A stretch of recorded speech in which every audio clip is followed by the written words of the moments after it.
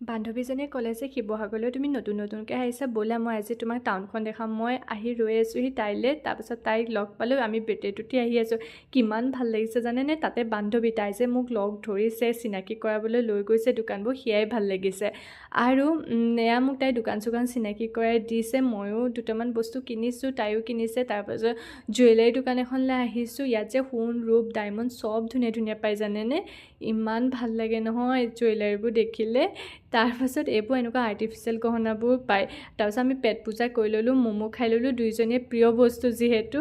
আজি সন্ধিয়া লগাটো খুব ভাল লাগিলে জানেনে, কাৰণ তাইৰ লগত মোৰ কথাবোৰো মিলে, আমি দুইজনী ইজনী সিজনী খুব ধেমালিও কৰি থাকোঁ। আৰু ইয়াৰ নেইল পলিচবোৰ দেখিছেনে, এনেকুৱা লাগিছে যেন চব উঠাই আনো।